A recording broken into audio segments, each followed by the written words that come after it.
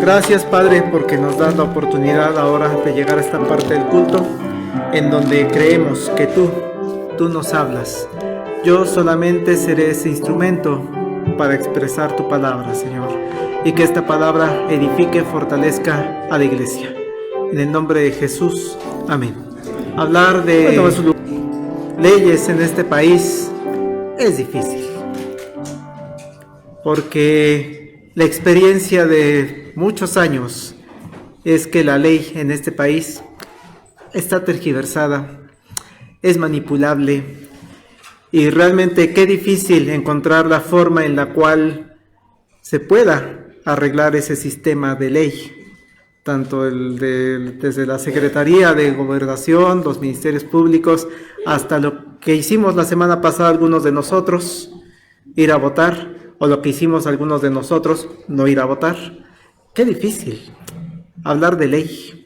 La ley nos llevó a Cristo, y eso forma parte de la complicación. Vean, desde la época del apóstol Pablo.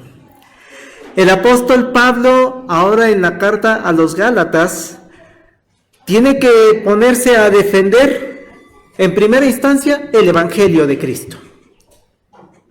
Decíamos la semana pasada, es que empiezan a entrar ideas. Apenas han pasado 15 años de que Jesucristo se fue al cielo, y resulta que ya empiezan a entrar ideas extrañas en el Evangelio de Jesucristo que buscan desviar, y muchas de esas desviaciones tienen que ver con que ideas judaizantes, es que los nuevos cristianos deben cumplir la ley, así como lo establece el fariseísmo. Por eso Pablo tiene que decir lo que veíamos la semana pasada: no hay otro evangelio, no hay otra buena noticia alrededor de nuestra salvación más que Cristo. Él es el único camino a Dios. Pero para con las iglesias de Galacia, y decíamos, no es una iglesia, sino se va a escribirles a varias iglesias en la región de Galacia, es muy necesario ir haciendo énfasis en otras áreas que también van entrando al Evangelio de Cristo y que van tergiversando ese Evangelio. Y para ello tiene que establecer muy claramente el apóstol Pablo qué función tiene la gracia, la fe, y qué función tiene la ley. Porque es donde se está dando parte del choque en las iglesias de Galacia. Es muy fácil inclinarse hacia un lado, por ejemplo. Personas que dicen, la única forma de acceder al reino de los cielos es a través de cumplir la ley. Es la única forma en la que vamos a alcanzar salvación. La gracia, esa no es lo importante es cumplir la ley así como viene, como se dice popularmente, a rajatabla. Y eso, hermanos, ya pasaba en la época de Pablo. Esas ideas judaizantes, esas ideas fariseicas, de tienes que cumplirla tal cual se ha establecido esa ley. Pero también todavía en la época actual, las iglesias actuales, muchas de ellas, también dicen, es que tiene que cumplir tal cual lo que dice la Constitución de la Iglesia Nacional Presbiteriana de México. Y es que se tiene que cumplir tal cual lo que dice el manual de procedimientos. Nos ponemos muy legalistas. Pero Pablo, hermanos, se dirige a la iglesia ante esta situación de una manera que en lo personal, cuando lo revisamos, me parece hasta muy fuerte. Es un regaño fuertísimo. Así como cuando nos regañan nuestros papás, ¿no? Todo el tiempo somos Marquitos, y el día que se enoja, Marcos, que se cambia, ¿no? Vean cómo los regaña Pablo, capítulo 3, versículo 1. Cómo les dice, y es por escrito, ¿qué les dice? ¡Oh, Gálatas insensatos! ¡Qué duro! Ese es un regaño. Les está gritando. Si pudiera escribir en mayúsculas, les estaría escribiendo en mayúsculas. ¡Oh, Gálatas insensatos! ¿Quién os fascinó para no obedecer a la verdad? A vosotros, ante cuyos ojos Jesucristo fue ya presentado claramente entre vosotros como crucificado. No hay otro evangelio más que el de Cristo. ¿Quién les engañó? Es lo que está preguntando. Esto solo quiero saber de vosotros. Y les hace una pregunta a los Gálatas. ¿Recibiste el Espíritu por las obras de la ley o por el oír con fe? Ahí está el gran choque. ¿Ley o fe? ¿Cómo recibieron, iglesias de Galacia, el Evangelio? ¿Ley o fe? Y sigue cuestionando. Vean cómo les dice, ¿tan necios sois? Habiendo comenzado por el Espíritu, ¿ahora vais a acabar por la carne? ¿Tantas cosas habéis padecido en vano? Si es que realmente fue en vano. Aquel pues que os suministra el Espíritu y hace maravillas entre vosotros, ¿lo hace por las obras de la ley o por el oír con fe? Es un regaño. ¿Por qué? Porque están contraponiendo. La ley está por encima de la fe, de la gracia. Y por eso les dice Gálatas insensatos. ¿Quién se los dijo? ¿Quién está tratando de meter esas ideas? La fe y la gracia son ideas centrales en todo el Nuevo Testamento. La fe y la gracia son ideas centrales en el Evangelio de Jesucristo y no hay otro Evangelio más que el de Jesucristo. La fe y la gracia no son superiores a la ley. Y eso lo va a buscar dejar en claro el apóstol Pablo. Es importante, hermanos, que reconocer que la ley no es la que salva, Y esa es una idea que como creyentes en Jesucristo debemos tener siempre presente porque es una idea que puede irse infiltrando con otras tantas ideas que suenan bonitas, suenan románticas, suenan muy preciosas al oído, pero se van infiltrando poco a poco en nuestras comunidades de fe. Ejemplo de cómo se ha ido metiendo esto. Con los niños, con las niñas. Creo que muchos de nosotros hemos escuchado que se les dice, pórtate bien para que te vayas al cielo. Así de sutiles que entran esas ideas. Le estamos diciendo, pórtate bien para que vayas al cielo. No le estamos diciendo, cree en el Señor Jesucristo y serás salvo. Y entonces ese niño, esa niña va a crecer con, es que tengo que obedecer la ley. Debo yo también ser bueno para estar en el cielo. No le estamos diciendo que Dios tiene un plan y que en ese plan creer en Jesucristo es lo único que te puede dar cabida para ir al cielo. Así lo dice, hermanos, el libro de Hechos. Cuando allá el carcelero le dice, ¿qué necesito para ser salvo? ¿Qué le contestan? Cree en el Señor Jesucristo. Pórtate bien. No le contesta eso, ¿verdad? Le contesta, cree en el Señor Jesucristo. Con eso vas a estar en el cielo. O cuando lo escribe el apóstol Pablo a los romanos, si confiesas con tu boca que Jesús es el Señor y creyeres en tu corazón que Dios lo levantó de los muertos, serás salvo. Es eso. Sí vemos cómo las ideas, es que suena muy bonito, ¿no? Decirle al pequeño, pórtate bien para que veas al cielo. No, hermanos, mucho cuidado. Tenemos que decirle, Cristo, cree en el Señor Jesucristo y serás salvo. Y por eso Pablo tiene que levantar la voz y decirles, Gálatas, insensatos, tan necios son, están poniendo la ley por encima de la gracia y de la fe. Si el Espíritu ha sido derramado en esas iglesias por el solo oír con fe, tampoco es el oír por el oír, no, sí lo establece el apóstol Pablo, estás oyendo, estás escuchando el Evangelio de Cristo con fe. Ahora resulta que las iglesias de Galacia quieren retornar a la carne, es decir, a cumplir la ley a rajatabla. Así que primera enseñanza en esta mañana, hermanos y hermanos, el Evangelio de Cristo se mueve en el área de la fe y la gracia. No es necesariamente en el área de la ley. Es un Evangelio diferente. La gracia, la fe.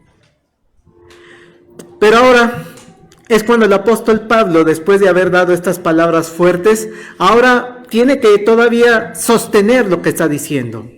Explicar la visión de la ley desde el punto de vista del Evangelio de Jesucristo. Vean por favor el versículo 10 de Gálatas 3.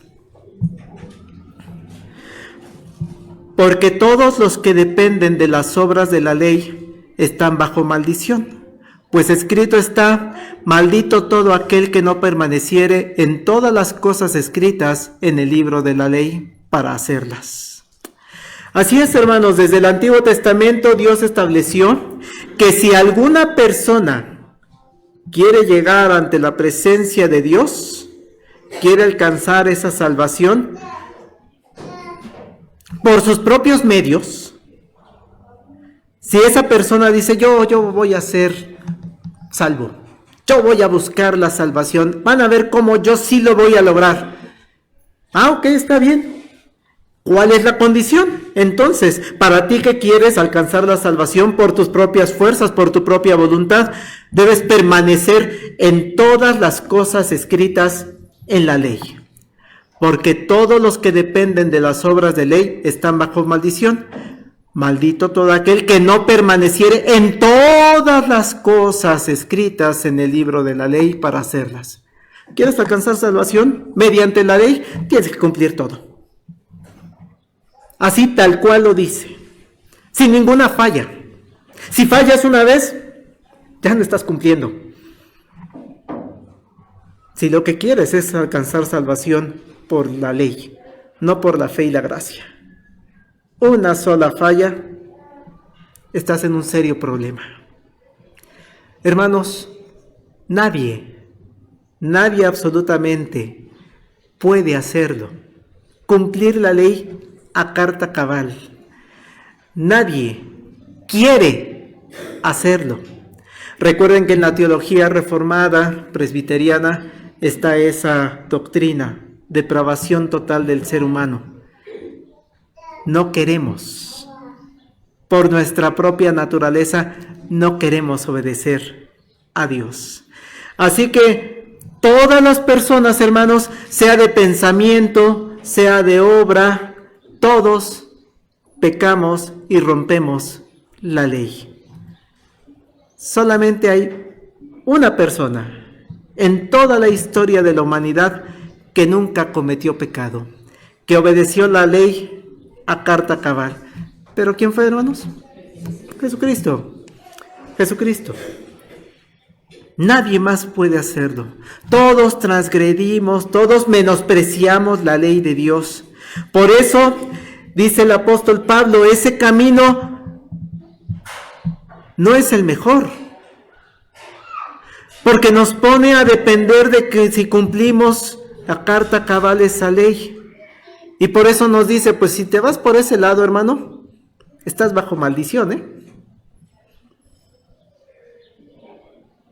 Con un pecado, sí. Veíamos, ¿no, hermanos? El día miércoles. Ay, pastor, nada más porque le habló a la roca le pegó a la roca en lugar de hablarle, por eso Moisés ya no pudo entrar a la tierra prometida. Sí, nada más por eso. Así de tajante es seguir la parte de la ley. Por eso el apóstol Pablo tiene que resaltar, hermanos, el mejor camino para ir con Dios, que Dios mismo ha creado para la salvación, es la fe, es la gracia. Vean el versículo 11 y 12. Y que por la ley ninguno se justifica para con Dios es evidente, porque el justo por la fe vivirá. Y la ley no es de fe, sino que dice, el que hiciere estas cosas vivirá por ellas. Vean cómo los va contraponiendo. Es que el camino más sencillo es el justo por la fe vivirá. Me gusta cómo lo dice la traducción del lenguaje actual, estos dos versículos. Dice, nadie puede agradar a Dios solo obedeciendo la ley. Pues la Biblia dice, los que Dios ha aceptado y que confían en Él vivirán para siempre.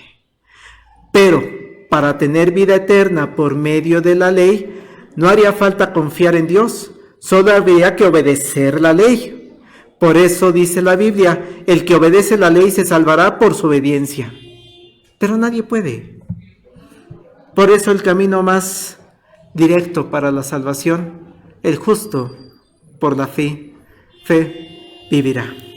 Esta, hermanos, quisiera sea esta segunda enseñanza.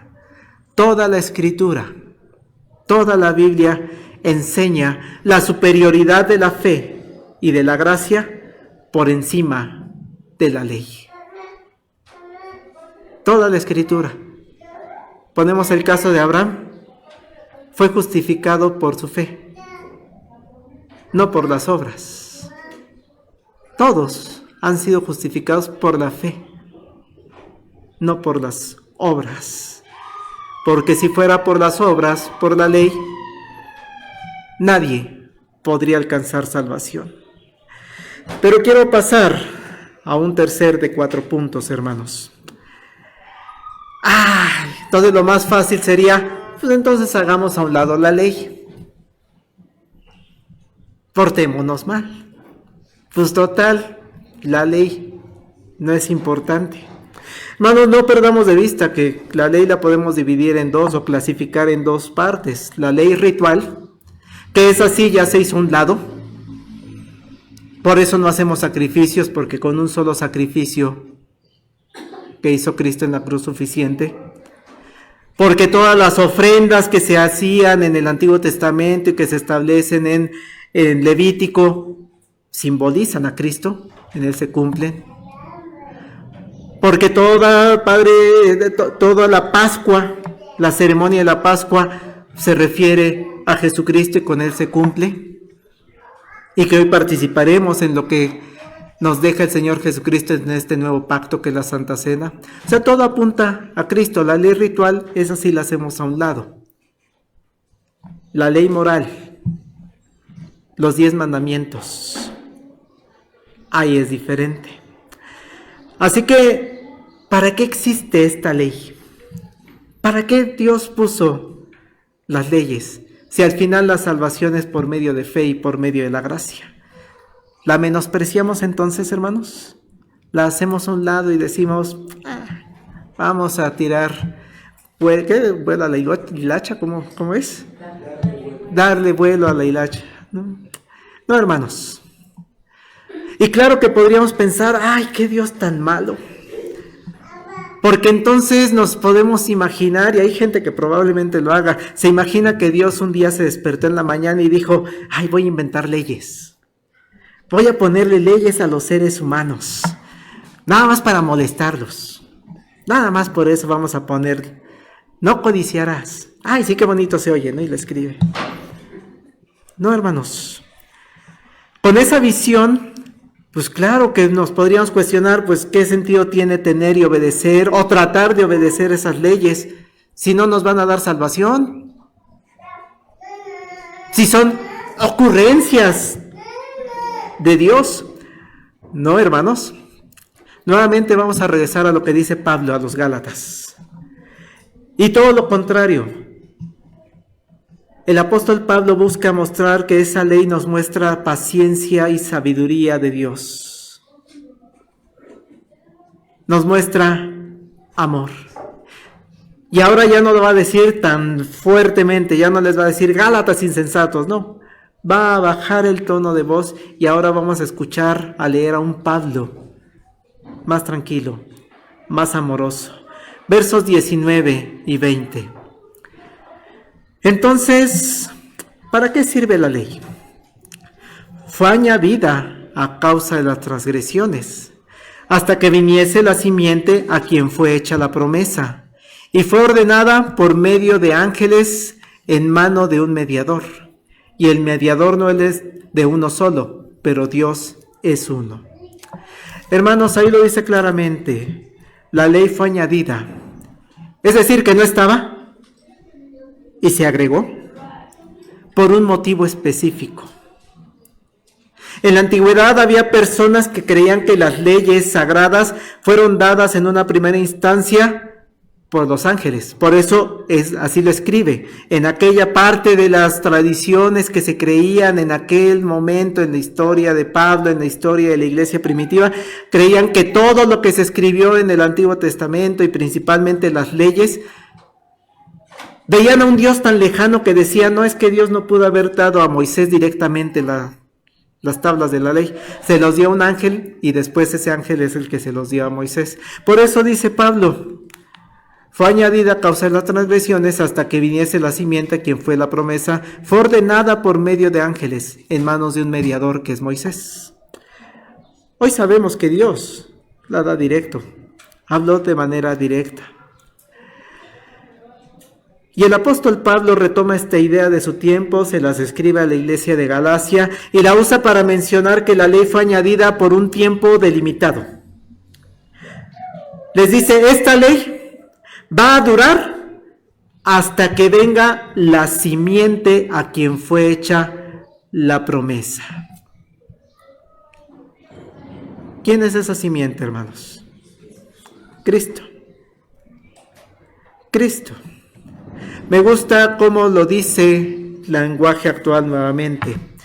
Entonces, ¿para qué sirve la ley? Pues después de hacerle su promesa a Abraham, Dios nos dio la ley para mostrarnos lo que estaban haciendo mal. Pero esa ley servirá solo hasta que viniera el descendiente de Abraham, a quien Dios le hizo la promesa. Dios le dio la ley a Moisés por medio de los ángeles para que él nos la diera a nosotros. Así que nos está mostrando de manera clara para qué dio la ley. Dice en versión 60, a causa de las transgresiones. Por eso hay una ley. ¿Cómo lo dice el lenguaje actual? Para mostrarnos lo que estaban haciendo mal. Entonces, hermanos, la ley es una muestra de amor de Dios para la humanidad. Y vean,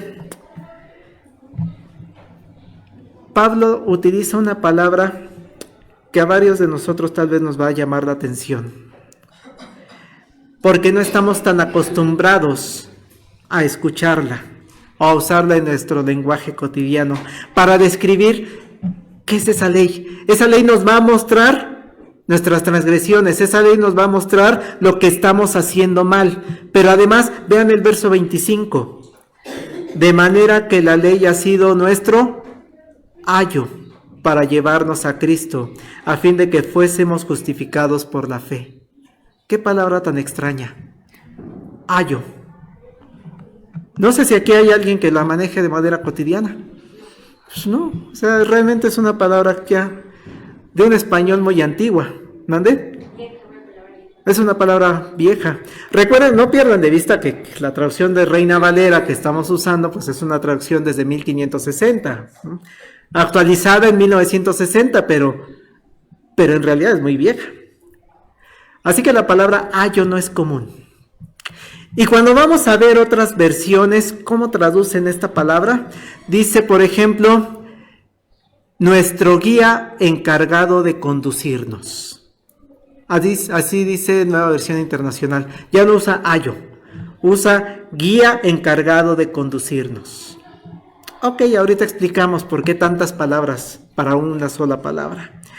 Y cuando vamos a traducción lenguaje actual, que la ley es un maestro que nos guió. Maestro que nos guió. Y la que más me gusta en lo personal es la que se utiliza en Dios habla hoy. Esclavo que vigila a los niños. Ah, caramba, qué extrañas palabras. Permítanme usar el término griego. Vamos al griego. Para esta parte de la carta, la palabra que utiliza es una palabra que en lo personal cuando la revisaba, ¡ay, qué bonita palabra! Y muy probablemente mi esposa la va a apreciar mucho más. La palabra griega que utiliza Pablo aquí en este pasaje es paidagogo. Paidagogo. ¿A qué le suena? Y es que mi esposa es pedagoga. Esa es la palabra que se utiliza. Ese término sí nos puede resultar tal vez más familiar. La ley es nuestro paidagogo. Es nuestra pedagogía. Y es que en el mundo griego, hermanos, y ahí va la historia de la palabra pedagogo, que sí hoy lo usamos para la forma de enseñar a los niños, ¿no? Y por eso gran parte de los pedagogos se dedican a la enseñanza en los niños. Pero ¿qué pasaba ya en la época de Pablo? ¿Qué significaba esta palabra? No era el maestro, como lo tradujo en lenguaje actual. No era propiamente el maestro. No era el ayo. ¿Qué era el paidagogo? Fíjense, en las familias de aquellos tiempos, las familias tenían un siervo que era muy especial. A ese siervo se le llamaba paidagogo. No es el maestro, no es el que le enseñaba al niño. ¿No? Te contrato como maestro particular. No era el maestro particular. Sino que a menudo esa persona, ese paidagogo, era una persona anciana que tenía muchos años con la familia. La gran mayoría de las veces era un esclavo de la familia, esclavo anciano, pero era un personaje que le daban mucha confianza, tanta confianza que su trabajo para con la familia era el encargado de que todos los días los niños fueran a la escuela. Ese era su trabajo. Mientras revisaba esta parte, hermanos, yo recordaba a mi abuelo. Era mi paidagogo. Era el que me tenía que llevar a la escuela. 4 calles caminábamos para llegar a la primaria, pero era el encargado. De Marcos, apúrate, vamos a llegar corriendo. Él no me daba clases, él no era mi maestro. Su responsabilidad era de ir y entregarte con el maestro. Ese es el paidagogo. Y después su obligación era ir a recogerlo, regresarlo a la casa sano y salvo. Su responsabilidad entonces del paidagogo era llevar a ese pequeño sano y salvo ante el maestro, a la escuela. Así que esa es la imagen que Pablo está utilizando para explicar por qué se introdujo la ley. Ahora vamos a volver a leer el versículo 25. De manera que la ley ha sido nuestro paidagogo para llevarnos a Cristo. ¿Para qué nos sirve la ley? Es el que nos lleva a Cristo.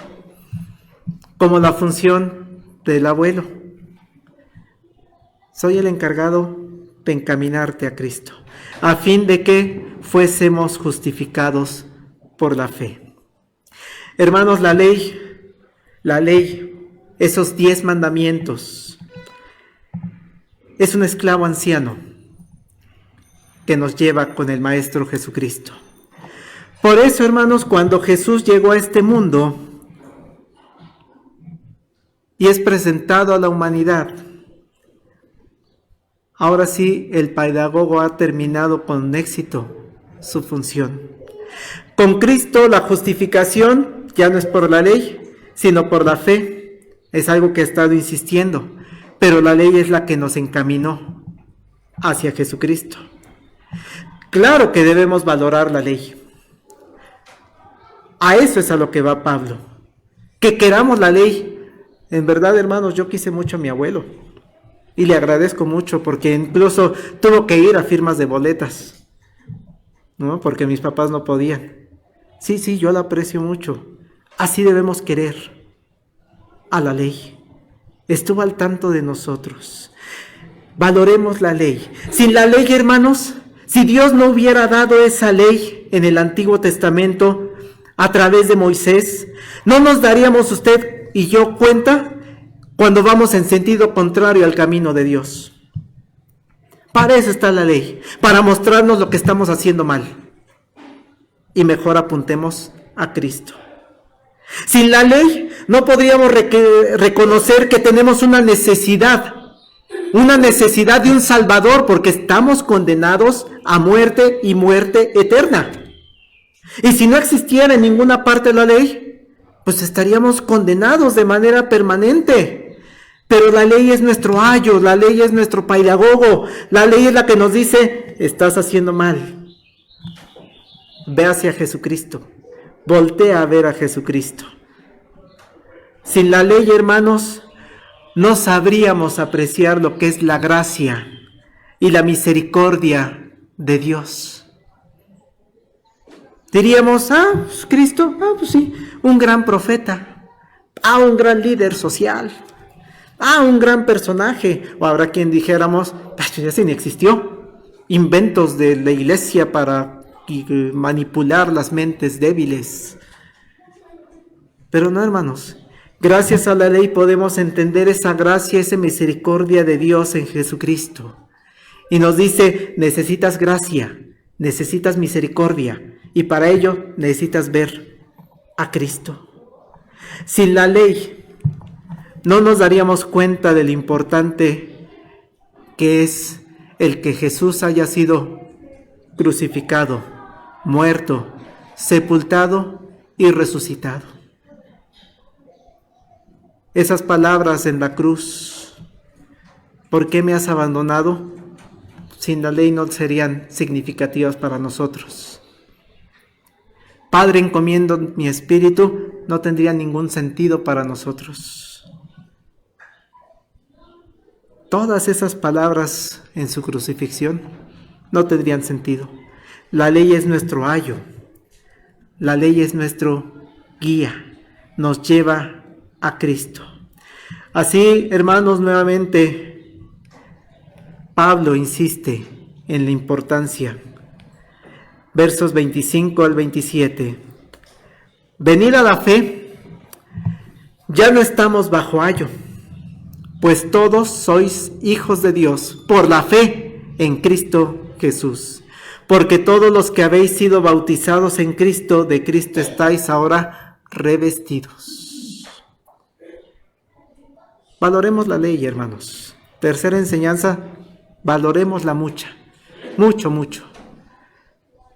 Porque es la que nos permite dirigirnos a Cristo. Y nos permite llegar, dice el apóstol Pablo, a ser bautizados en Cristo y a revestirnos de Cristo. Aquí es importante resaltar, hermanos, que somos hijos de Dios por la fe. Y hay una realidad que también debemos tener muy en cuenta y que de repente tratan de entrar ideas extrañas a las iglesias porque son bonitas, son románticas, nos parecieran justas, pero hay una realidad. No todas las personas del mundo son hijos de Dios. No todas las personas del mundo tienen esa fe salvadora a la que Pablo se refiere. Porque Cristo vino a salvar a los que en Él creen. Si no crees, no hay salvación. Usted y yo podemos entonces considerarnos, y yo sé que si pregunto un gran porcentaje de los que estamos aquí, hermano, ¿usted se considera hijo de Dios porque tiene fe en Jesucristo? Y van a levantar la mano, gracias a Dios. Porque usted ha sido restituido por fe y por gracia. Y así con gran cantidad de creyentes, hermanos, que tenemos esa misma fe. Y algo importante que dice el apóstol Pablo en este versículo, que hemos sido bautizados en Cristo. La palabra bautismo en griego, nos dice que hemos sido sumergidos, lavados totalmente en Cristo. Y no nos estamos refiriendo a la administración física, a la administración externa del bautismo, de este sacramento, sino nos estamos refiriendo a esa transformación interna que Dios hace de las personas. Ese cambio interno, ese bautismo en Cristo, que es una señal de que usted y yo estamos unidos y sellados por Dios.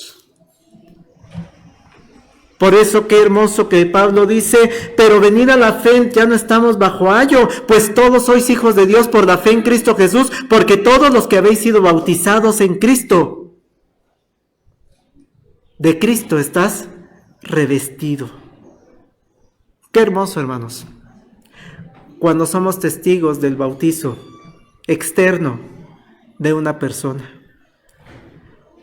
Pero qué hermoso también cuando, lo hemos platicado en otro momento, esa persona no alcanza a tener el bautismo externo, pero sí hay esa transformación interna en el nombre del Padre, del Hijo y del Espíritu Santo. Por eso, hermano, hermana, enseñanza de esta tarde, no menosprecies la ley. Quiérala mucho porque nos lleva a Cristo, con quien estamos bautizados y de quien somos revestidos. La ley es aquel esclavo que nos dirigió ahí. Quiero terminar con una última enseñanza. En aquella época, hermanos, se daba mucho la distinción de clases. A la fecha sigue habiendo mucho esa distinción de clases. Si leímos de repente, ¿no?, las frases que se generaron a raíz de que una persona indígena va a tomar la presidencia de la Suprema Corte de Justicia.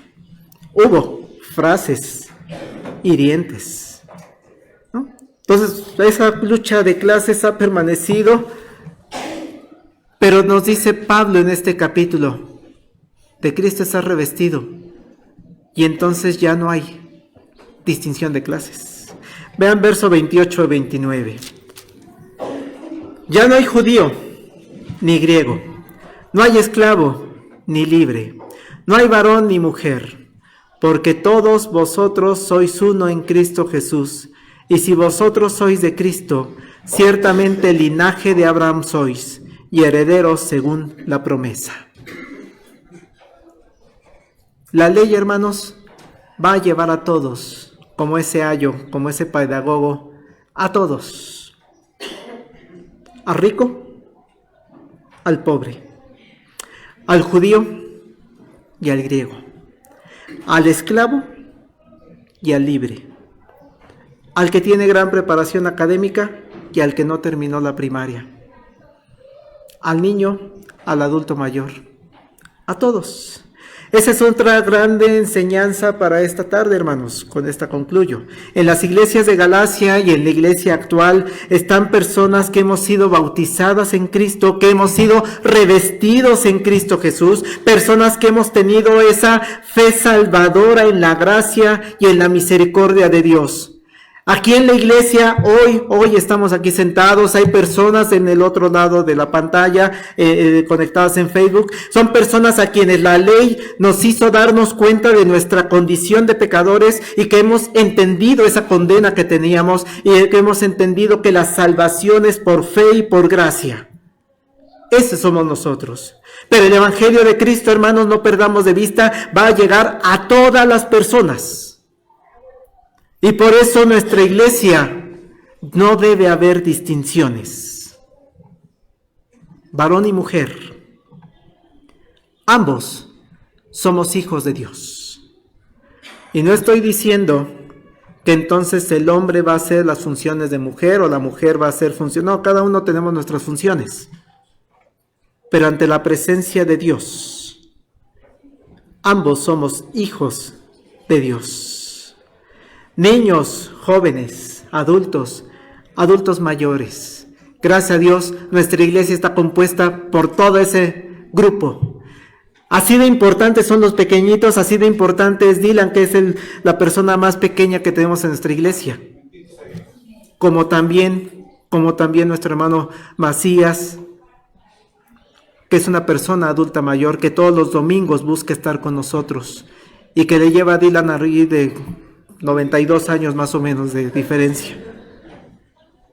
Todos somos importantes, ya no hay distinciones. Tanto Dylan como nuestro hermano Macías y como usted y yo somos hijos de Dios. No hay distinción. Aquí en la iglesia hay personas solteras, personas casadas. Ambos somos hijos de Dios. Habemos personas con grandes recursos económicos y habemos personas que vamos saliendo día a día en medio de la pobreza, pero ambos somos hijos de Dios. Y es una bendición, hermanos, que cantan un himno juntos. Es una bendición que escuchan la palabra de Dios juntos. Es una bendición que uno le ayuda al otro. Son hijos de Dios. Todos, hermanos, los hijos de Dios, convivimos en comunidad. Adoramos a Dios en comunión. Alabamos a Dios Padre, al Hijo, al Espíritu Santo, juntos. Y disfrutamos, hermanos, servir a Dios. Disfrutamos ofrendar a Dios de manera conjunta. Disfrutamos cantarle a Dios, leer la Biblia, estudiar la Biblia juntos. Eso es lo que nos permite el ser bautizados en Cristo. Eso es lo que nos permite ser revestidos en Cristo. Así que concluyo en esta mañana, hermanos, este capítulo 3. La salvación es a través de la fe y la gracia y la misericordia de Dios. La ley no está por encima de ella. Pero no significa que hagamos a un lado entonces toda la parte de la ley, la despreciemos, sino que la debemos querer y apreciar como lo que es nuestro ayo, nuestro guía Cristo, y que nos permite llegar a formar ese ayo, ese guía, darnos cuenta que formamos parte de la familia de Cristo. Una familia sin distinción, una familia unida en Dios. Por eso el compositor del himno 337, haz lo que quieras, Señor, de mí, nos dice, haz lo que quieras, Señor, de mí, tú eres mi dueño, vivo por ti. Marca la senda que seguiré, tu ley gozoso acataré.